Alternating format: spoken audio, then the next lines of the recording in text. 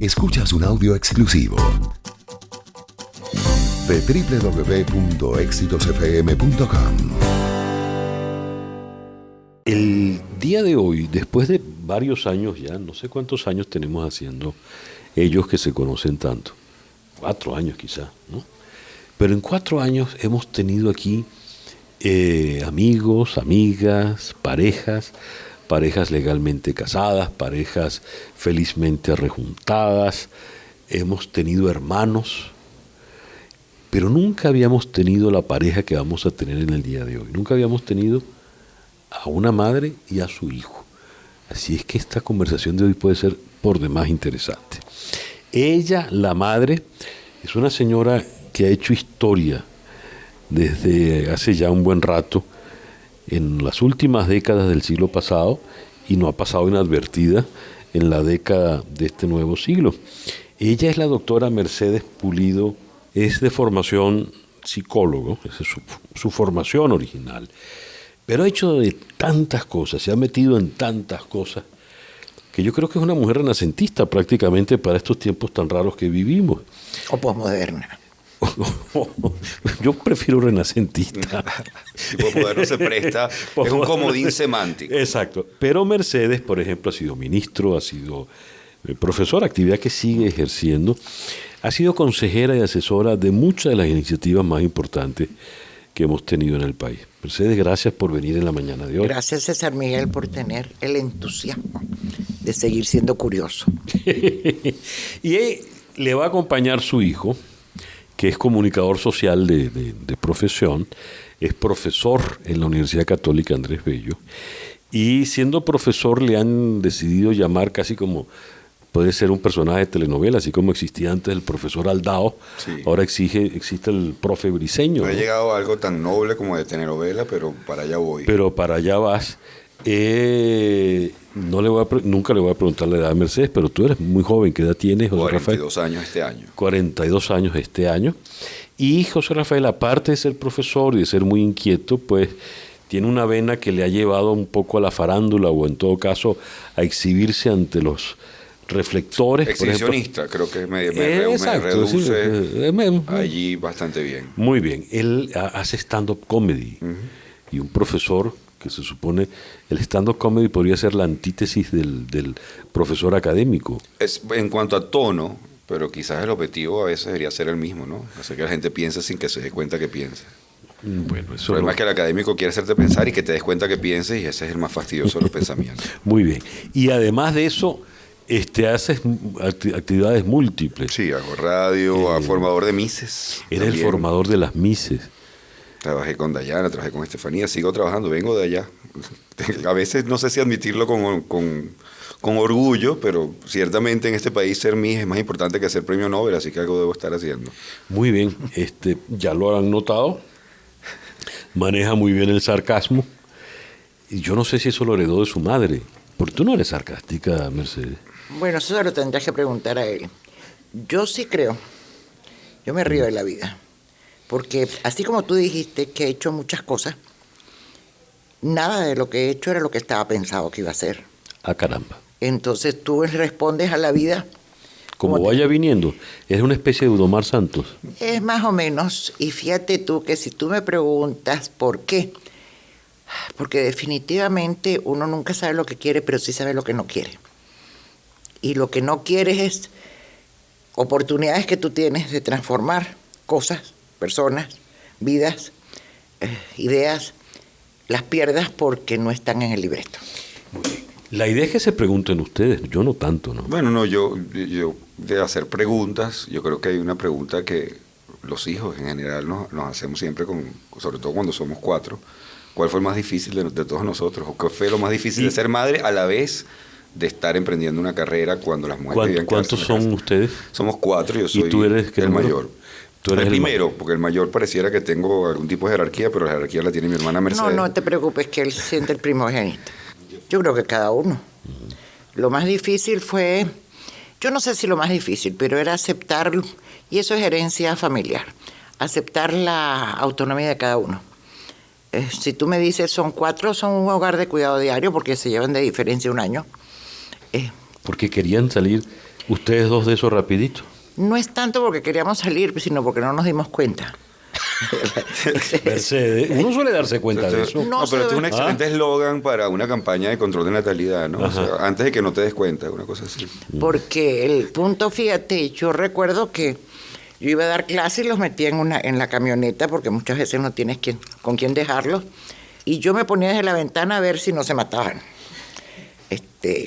Cosa que aprendí, que no podía dejar de dar clases, pero tampoco podía dejar de ser madre. Entonces, cuando tú me preguntas cuál es el más difícil, yo creo que lo más difícil no es cuál es el más difícil, sino cómo aceptar las diferencias de cada uno.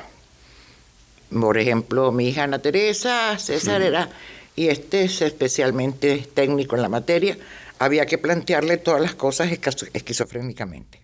¿Cómo es eso? Es decir, había que decirle, no vamos a ir a la playa este fin de semana, para que ella dijera que había que ir a la playa y poder ir. Es decir, y eso habría que respetárselo. Hoy en día lo sufre con sus hijos y esa es mi gran venganza. Pero José Rafael era soñador, creativo, siempre estaba pensando que las cosas podían ser diferentes. Por supuesto, Recapacité. No, mentira. No, yo creo que eso no era. Tú hiciste una pregunta al principio. Ciertamente mi padre era un hombre de un sentido del humor mordaz y yo siempre he dicho que obviamente lo heredo a él y dedicarme a la comedia es mi pequeño homenaje a él, que era un mejor humorista que ninguno de nosotros. pero nunca público. Nunca público, le tenía miedo al público, además era de intervenciones más bien Sarcástica. cortas, directas y se tiró la piedrita en el agua y las ondas no Lo terminaron. recuerdo siempre muy tímido. Pero hay momentos de sarcasmo que inclusive coloqué en una pieza de teatro. Yo recuerdo una pelea de mi papá y mi mamá, y mi papá de repente gritó, pero es que tú no me entiendes. Y mi mamá iba subiendo las escaleras, nunca se me olvida porque el hecho dramático de subiendo las escaleras y se detiene y se voltea y dice, y si te entiendo después de 30 años de matrimonio y no me gusta lo que entiendo, ¿qué hago? ¿Me divorcio? No, yo no te pienso entender. Y siguió subiendo. Y para mí ese era un momento de un sarcasmo perfecto, dramático, casi germánico. Y yo dije, bueno, Mercedes, ¿tenía razón Briceño en ese momento con el reclamo? Mira, probablemente sí, porque veníamos de mundos muy distintos. Yo le ofrecí a él una vida divertida. Creo que cumplí, en el sentido de que... Por lo menos agitada. Agitada. Sí, bastante. Y, por supuesto, él aspiraba a una vida estable, organizada, todo dedicado a él, etcétera, y eso era difícil. Pero por otro lado también le entusiasmaban los cambios. Yo te puedo decir algo, yo me acuerdo cuando estábamos en Nueva York, yo le dije, yo creo que sería equitativo que tú aprendieras algo de inglés, ¿no? Aunque, le dije, porque pierdes mucho en lo que no ves, sabiendo que tienes un reto. Los andinos ni aprenden a nadar, ni aprenden inglés. Entonces no sé cómo vas a hacer. Entonces yo recuerdo que nosotros 4, 5 íbamos al Hunter College, a las clases. Y doy por y descontado a que las- tú sabes nadar, Mercedes. Sí, bastante porque bien. a Bastante nosotros- bien. Además esquía en el agua bastante bien. Pero entonces yo me acuerdo que nosotros íbamos al Hunter College y nos sentábamos afuera a esperar que él tuviera las clases, porque él salía deshecho, porque no hablaba inglés inmediatamente. Claro que no podía hablar inglés, César Miguel, porque los libros que él escogía eran los libros de teología y de filosofía para aprender inglés. Y tú comprenderás que había que aprender un inglés turístico, como le decía, es turístico lo que tenemos que aprender. Te toca preguntarle a José Rafael, Mercedes. ¿Cómo se sintió él cuando decíamos, tenemos que vivir una patota sin dominados ni nominantes? Es decir, ni ustedes nos dominan ni nosotros los dominamos a ustedes. ¿Cómo fue para él la escogencia de ese mundo tan variado que tiene, en medio de ese, vamos a decir, de esa ausencia de referencias? Al principio yo creo que fue muy difícil el tema de que, por ejemplo, todo el mundo llegaba al colegio con un tema de que me habían revisado la boleta y me habían dicho tal cosa, la otra y tal, y mi mamá y mi papá firmaban esa boleta prácticamente sin mirarla. Con lo cual uno de repente caía en cuenta y dice, bueno, aquí si no me pongo las pilas nadie me las va a poner, o sea, nadie va a estar encima mío y decir, estudia esto, estudia lo otro. Uno sí obviamente llegaba y decía, tengo una tarea sobre tal cosa, e inmediatamente Mi mamá te tiraba 4 libros encima, mi papá te tiraba 6 libros encima y ya estabas sepultado y te fregaste. Y sí te acompañaban en las tareas, pero digamos, la supervisión esa de qué quieres hacer, qué vas a hacer, dependía enormemente de ti. Pero uno se tuvo que inventar un poco la vida, porque uno decía, va a hacer montar patineta. Bueno, móntese su patineta, y andaba en patineta.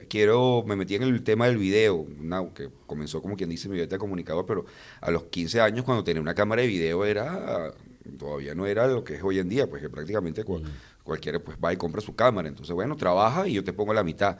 Pero no había nunca eso no lo vas a hacer, eso ni se te ocurre, jamás hubo nada de eso, a excepción de locuras. Salvo que a mí se me ocurrió entrar en los Criollitos de Venezuela para que hiciera deporte. Qué pesadilla. Para que hiciéramos un equipo. Te digo, el andino no juega béisbol, pero inventamos un equipo de andinos que por supuesto no ganó ni un solo El juego. equipo de andinos, nada. Tú te diste cuenta que éramos unos cachos todos y que no íbamos a llegar a nada en la vida, que la autoestima de esa cuerda de niños que estábamos allí estaba en juego. Te fuiste detrás de los campos de golf del Valle Arriba, donde había una cancha de fútbol. Del Huiria. Barrio del Huiria. Y reclutaste a 3, que recuerdo, a tres muchachitos que los viste jugar, pero ya se fue como un scout. Mira, ¿usted quiere estar en los criollitos? Vio a un pitcher, vio a 2 bateadores. ¿Ustedes quieren estar en los criollitos? No, nosotros tenemos dinero para estar en los criollitos. Díganle a su mamá que yo les pago todo, uniforme, tal, los vengo a buscar. Y así fue como llegamos como de quintos, gracias a Dios. Él no me lo perdona. Todavía hasta el día de hoy. Hasta el día de Que hoy. lo hayas metido en los criollitos. Pero para mí, él no se ha dado cuenta. Sí, seguro. Eso fue una inversión de exposición pública. Él no tiene temor al público. Eso es cierto. Eso sí, te lo voy a reconocer, es verdad. O sea, después del ridículo que yo hice jugando a béisbol, no hay público que me pueda humillar más de lo que yo fui humillado en mi infancia como pseudo beisbolista. Después de eso, tú ya estás autorizado para lo que te dé la gana. Estás autorizado porque lo has visto. Y mi papá tenía otra cosa que quizás me acondicionó a mí de no tenerle miedo a las audiencias, que mi papá me llevaba. A él le gustaba caminar, pero a lo bestia. No era que todos los días voy a caminar media hora, sino que los domingos se levantaba y decía, vamos a caminar. Entonces uno, bueno, vamos a caminar. Entonces íbamos de Los Chorros hasta Sabana Grande. Entonces tú llegas a Sabana Grande con la lengua de corbata o de corbatín, porque yo era un niño, y entonces él buscaba un carro que estuviera mal estacionado y se sentaba en el capó del carro a leer el periódico y yo decía, bueno, ¿qué vamos a hacer? Nada, quédate quieto. Entonces esperaba que un fiscal se le acercara y le dijera que moviera el carro. Y él empezaba a pelearle al fiscal, pero hasta con malas palabras. No voy a mover nada, chico. Pero mueva el carro. No voy a mover nada, no lo muevo. Mueve el carro, señor. No, le voy a traer una grúa. Trae tu grúa, trae grúa, chico. Y entonces, cuando ya el tipo tenía al fiscal al borde del ataque de nervios, le decía, además, no va a mover nada porque el carro no es mío. Y me agarraba por la mano y se iba. Y entonces tú dices, bueno, o sea, este es un tipo que definitivamente tiene un tema con la autoridad que le gusta manejar así, pues. Tal vez José Rafael no lo recuerda, pero José Rafael se dedicó, que yo también lo acepté porque eso es parte de la vida. Él quería tener un periódico en el colegio, etc.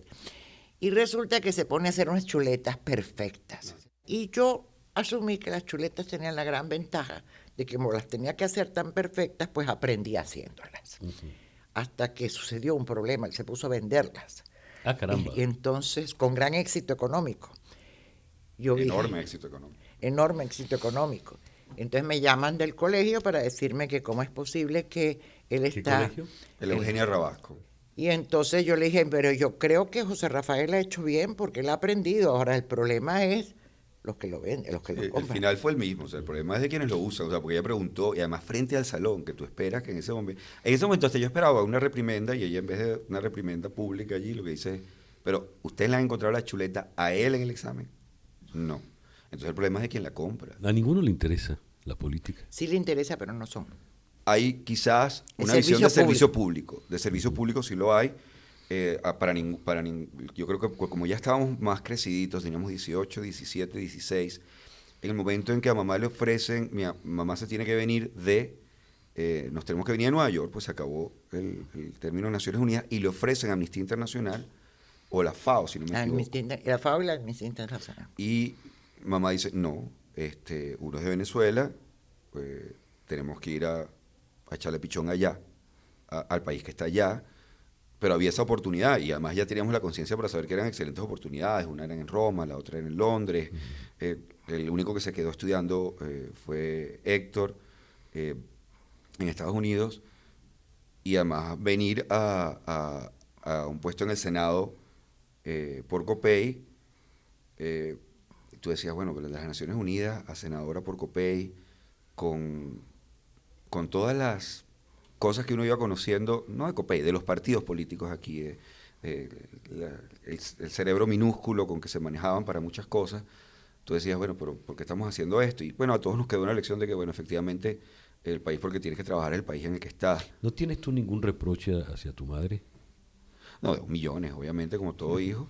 Pero yo creo que para todos el paso a convertirnos en padres hace que te vuelvas un poquitico más humilde en ese sentido, ¿no? Y dices, ya va, esto efectivamente es muchísimo más complicado de lo que uno creía. Yo creo que reproches quizás tontos a mí. Hay una cosa hay una beta de mi mamá que echo de menos enormemente, y era cuando agarraba la guitarra y tocaba tonadas mexicanas. La gente no se lo puede imaginar, pero mi mamá toca y canta tonadas Yo mexicanas. di serenatas, César Miguel. Nosotros fuimos de la época de las serenatas. Pero tú con la guitarra Sí, sí, sí, Pues sí, sí. guitarra en mano. ¿Estás realmente satisfecha del trabajo que hiciste como madre? Yo creo que abrí caminos y los veo que escogieron su camino y los veo con temores y con logros. El reproche, mira, tal vez su excesiva independencia, pero yo fui la que la creé. Tienes rato que no le preguntas a tu mamá. Hubo, después de los primeros años, que me imagino que fueron difíciles, hubo otros momentos en que la parte política, cuando hablamos de la parte espiritual, lo que ocurre es muy básico. Mi mamá es católica, apostólica y romana. Mi padre era más bien libre pensador, es decir, conocía la teología mejor que mi mamá, pero la cuestionaba desde el punto de vista científico, un gran lector de Hans Kuhn, de Boff, de varios. Y estuvo en todo el proceso marxista de los 70, ¿no? Claro, eso también lo llevó al campo político, es decir, yo Pero era la de única hecho persona. se aducía que te podrías estar cercana al MAS precisamente por él. Claro, yo Pero es fui que a él mítines fue- de Copey y luego el fin de semana siguiente me tocaba el mítin del MAS. Pero claro, a medida que crecías, te das cuenta que había tensiones importantes desde el punto de vista político que yo no sé en qué momento lograron, si se quiere, de alguna manera decir, resolverlas. A mí siempre Es me he que preguntado en qué el momento pro- decidieron finalmente, "No, vamos a pelear más por esto". Uno aprendió a respetar la diferencia con el otro. Y César Miguel, tú y yo tuvimos exilios en México. Claro. Y en México convivimos con todas las diferencias. ¿Quién era el que nos acompañaba? Porque en esa época había que tener chaperón en las visitas, en los paseos que hacíamos. Gustavo Machado, que era así como un papá para todos nosotros. Pero nadie se hacía la pregunta de que si estamos de acuerdo ideológicamente o no ideológicamente, si veíamos la persona. Y además yo creo que hubo un gran respeto. Por ejemplo, en casa siempre hubo alguien escondido y alguien protegido. Empezando no solamente ahora, sino en la misma época de Gómez. Urbina estuvo en mi casa un año. Fíjate, pero Entonces, está- ese mundo se lo transmito yo a los hijos, en el sentido de que ellos están acostumbrados, y por supuesto muchas veces no les gusta, que siempre hay alguien distinto en casa, que siempre hay alguien cenando en casa, o que siempre hay que son totalmente distintos. Yo recuerdo la misa que hacíamos, lo que hacemos los 24 de diciembre. Yo tuve guerrilleros, tuve a los cubanos en mi casa en la misa del 24, y ellos se preguntaban, ¿y tú por qué estás aquí? ¿Cuáles cubanos de cuándo? Los cubanos de la revolución, porque no se olvide usted, mi querido amigo, que Fidel estuvo con nosotros en México. Claro, pues sí, ahí Y le zarpa voy a el decir Granma. algo, el Che Guevara estaba en el Hospital General cuando nosotros hacíamos las prácticas de fisiología. Así es que Mercedes, fíjate que estás contando algo que quizá para muchos de los oyentes, sobre todo los más jóvenes, es como imposible. Tú estás hablando de una Venezuela muy distinta, con un colorido, un mapa ideológico del venezolano de muchos colores, pero sin embargo compacto, cohesionado. ¿Qué hacía que esos venezolanos fueran tan solidarios entre sí? Tan distintos del venezolano de hoy que por lo visto no soporta la diferencia, no acepta eso que llaman el otro. bueno, fíjate que tú estás hablando una relación de dos generaciones. Esta generación... ¿Te refieres a la de José A la de Rafael? José Rafael. en muchos casos tuvo más herramientas que nosotros. Las herramientas nuestras era la relación personal. Las herramientas nuestras era el contacto personal. Las herramientas nuestras era el disfrute personal. ¿Qué fue lo que hicimos? Que yo creo que en cierta forma teníamos como un compromiso de que podíamos transformar el mundo, de que lo podíamos hacer. Ahora nos sentimos que si no tenemos las herramientas no podemos hacer nada. Pero también hay un tema histórico, tú lo has nombrado. Yo creo que, y uno lo vivió, lo rozó, pero ustedes conocieron las consecuencias en sangre propia y en carne propia de la intolerancia. Es decir, conocieron lo que era perder el hogar, el país, porque, bueno, estamos en un lugar donde políticamente no nos toleran. Y después, sí, los exilados eran expulsados. claro, No, y el exilado de alguna manera... no es como el exilado de hoy en día, que es un No. exilado que se va. Exacto, que se Decidió va irse. y que se Y va que a además, leer César Miguel, y a opinar allá sobre lo que siendo está ocurriendo exilado, aquí. te hacían sentir que tú eras exilado, que te estaban dando cobijo. Sí, sí. No, nunca Claro, te y aceptaban entonces como propio. el saber las consecuencias de la intolerancia, obviamente, hace que cuando vengan esos otros momentos de intolerancia, tú digas, bueno, ahora voy a adoptar yo el papel del intolerante, del que expulsa, del que saca, del que exila. Y yo creo que eso hacía que tu generación en particular, hace que tu generación en particular comprenda y comprendió en su momento la importancia de compactar al país y de que existiera y que Ahora, existía hay más y un existía todo lo que tenía que aspecto existir. que es importante que tú lo estás manejando aquí, que es el aspecto de familia. La familia es un misterio, César Miguel. Cuando tú me puedes preguntar, ¿qué hace el éxito de una familia? Mira, son cosas tan relativas y tan supuestamente poco recetables, que es un misterio, se mantiene por ese hacer y deshacer, consensos que se hacen y se deshacen. Pero en cierta forma es como el disfrute de esa diversidad.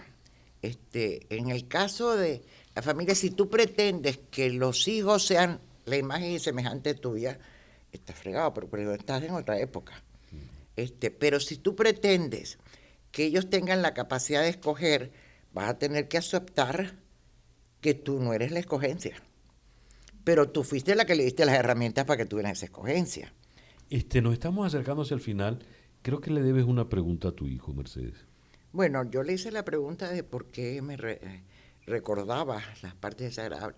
Pero otra de las preguntas es, en esta nueva etapa, vamos a decir, en que uno puede, ellos continuamente me vienen a consultar qué harían ante determinadas situaciones, etcétera. Yo le pregunto a él, ¿qué sería bueno que todavía tú en esta etapa de la vida pudieras darles como testimoniales de lo que vale la pena vivir? Porque los muchachos hoy en día están desesperados por llegar y nosotros fuimos una generación, bueno, como pensábamos que vivíamos menos, ahora vives hasta 80, 90 años, antes vivías 60 años y era mucho. Es una generación que no está tan pendiente sino del legado. ¿Qué sería el que piensa que como familia es un legado? ¿Qué recibe él como legado? No, yo creo que primero como legado... Porque la puede anécdota. recibir cosas negativas. Pero claro, pero es que lo primero es recibir un criterio, y ese criterio yo creo que ha sido dado y formado, con lo cual uno decide qué es lo que es negativo o no, y además de lo negativo hacer algo útil inclusive. Pero yo creo que uno sigue necesitando, y uno como familia, y en tu caso, porque no eres solamente una madre, sino has sido figura pública en distintos entornos, la necesidad, yo creo que hace falta que se echen más esos cuentos. A veces en tus artículos necesito menos la reflexión sociológica, psicológica, filosófica, y más esos cuentos y esas anécdotas del exilio, de Naciones Unidas, de negociaciones de Naciones Unidas, que tú a veces las cuentas sin darte cuenta de que para uno es mucho más importante ese cuentico básico de lo que ocurrió en una reunión con el representante de Nigeria y el otro, que el gran principio abstracto. Sobre todo estos últimos meses que han sido para la familia muy importantes, bueno, porque se fue papá y de alguna manera hay como más clima de echarnos cuentos y de mantener muchas cosas allí, y además muchísima gente que se te acerca a echarte cuentos, pero creo que el país o la gente, porque el país es una palabra gafísima, la gente necesita más conocer Una esos pregunta, cuentos. ¿Cuánto tiempo estuviste de casada con 43 años, 44. 44 años? Increíble, pero cierto. Y después de 44 años, que has hablado de mucho de la familia, y la familia, entiendo, es una gran columna hecha de cemento armado, ¿no? Pero, Bueno, que pero también tiene fíjate sus que grietas, ¿no? en la conversación Su no ha flexibilidad. dejado de estar presente, Wenceslao. Bueno, Ha estado porque... continuamente en la conversación. ¿Qué es eso una vez que lo pierdes? Te Que digo pierde- que Ay, que la terrible. veo vestida de negro. Terrible, César Miguel, porque es una experiencia de la pérdida del piso. Cuando tú pierdes los padres, pierdes el techo. Pero sigues en el piso y vuelves a construir. Cuando pierdes el compañero, pierdes el piso. No es un problema ser hijo de Mercedes Pulido de Briceño. Gravísimo. Todavía estoy A resolviendo. ver, decime por qué eres un problema. No, fue un problema hasta que finalmente alguien dijo, usted es la mamá del profesor Briceño. Entonces ya me siento reconciliado. Y no es problema ser madre de un hijo comediante que además es el instructor de las mises. Bueno, yo creo que problema no. Ajá. Lo que puede tener es algunos desajustes. ¡Qué elegancia, tío! Uy. ¡Qué elegancia! Problema Eso se no. aprendió en Naciones Unidas. El Yeah. problema Eso lo no, aprendiste porque en Naciones mira, Unidas.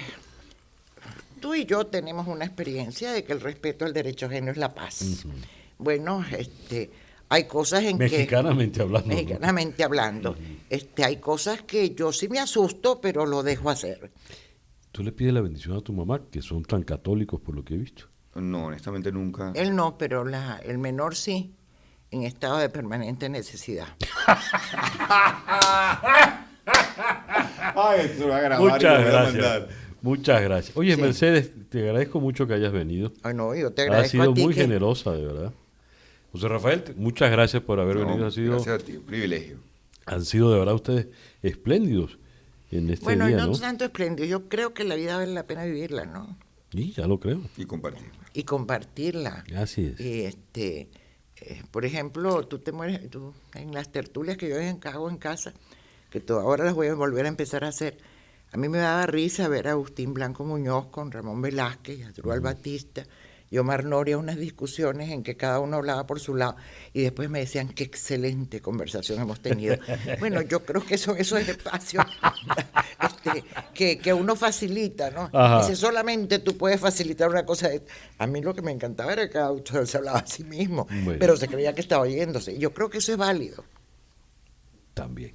Yo creo que eso es válido. Muchas gracias, Mercedes Pulido de Briceño y su hijo, el profesor Briceño, Sí, señor. José Rafael Briceño. Y la, Muchísimas mamá gracias. y la mamá de José Rafael Y Briceño. la mamá del profesor, Y el hijo de Mercedes Pulido. la mamá del profe Briceño.